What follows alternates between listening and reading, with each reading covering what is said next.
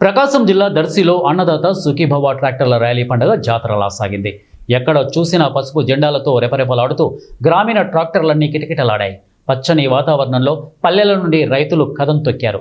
Darsi TDP incharge doctor Gottipati Lakshmi జెండా ఊపి ట్రాక్టర్ల ర్యాలీని ప్రారంభించారు. అంతేకాక డాక్టర్ లక్ష్మి ట్రాక్టర్ నడపడం, ఎడ్లబండి ఎక్కడం ర్యాలీలో ప్రత్యేక ఆకర్షణగా నిలిచింది.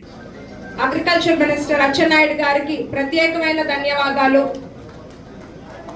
కూటమి ప్రభుత్వం అధికారంలోకి వచ్చిన వెంటనే సూపర్ 6 సూపర్ హిట్ అయింది, అవునా కాదా? ప్రజలందరూ ముందు స్వేచ్ఛగా ప్రశాంతంగా ఉన్నారు.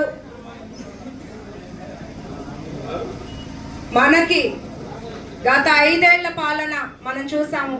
ప్రతి రంగంలోనూ వ్యవస్థలన్నీ నిర్వీర్యమైపోయి అన్ని వర్గాల ప్రజలు ఇబ్బందులకు గురయ్యారు.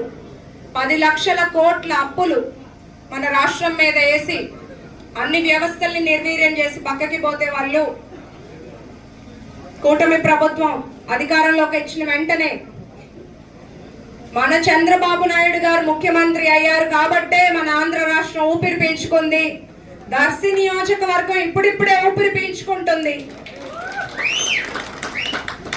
అన్ని రంగాల్లోనూ మన రాష్ట్రం అభివృద్ధి వైపు వెళ్తుంది. అన్ని వ్యవస్థల్ని గాడిలో పెట్టడానికి మన అధినేత కృషి చేస్తున్నారు. మనం చూస్తే ఇచ్చిన మాట ప్రకారం నెలలోనే పెన్షన్లు సుమారు 60 లక్షల మందికి 33,000 కోట్లు ఇస్తున్న ఏకైక ప్రభుత్వం కూటమి ప్రభుత్వం. మన దేశంలోనే ఇంత అత్యధిక పెన్షన్ ఇస్తుంది ఆంధ్రప్రదేశ్లోనే. పేదల ఆకలి తీర్చే అన్న క్యాంటీన్లు ఆపేశారు. ఏదైనా ఒక మంచి పని చేస్తే ప్రభుత్వాలు మారినా అది కొనసాగిస్తారు ప్రజలకు ఉపయోగపడేదైతే. కానీ ఆకలి తీర్చే అన్న క్యాంటీన్లు గత 5 ఏళ్ళు మూసేశారు. మన ప్రభుత్వం అధికారంలోకి వచ్చిన వెంటనే అన్న క్యాంటీన్లు ఓపెన్ అయినాయి. దర్శి నియోజకవర్గంలో కూడా అన్న క్యాంటీన్ పనులు చకచకా జరుగుతున్నాయి. అక్టోబర్ నాటికి త్వరలో అది ప్రారంభించేలాగా చూస్తున్నాము.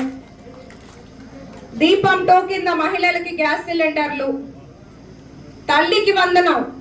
ఇంట్లో ఎంతమంది పిల్లలు ఉంటే అంతమందిని చదువుకోమని తల్లుల అకౌంట్లోకి 10,000 కోట్లు ఒకే రోజున వేసిన ఘనత కూటమి ప్రభుత్వానికే ఉంది. ల్యాండ్ టైటిలింగ్ యాక్ట్ రద్దు చేశారు. మెగా డిఎస్సి గత 5 ఏళ్లలో ఒక్క టీచర్ పోస్ట్ ఇవ్వలేదు. మెగా డిఎస్సి ద్వారా ఇచ్చిన మాట ప్రకారం 16,347 మందికి పోస్టింగ్లు ఇచ్చారు.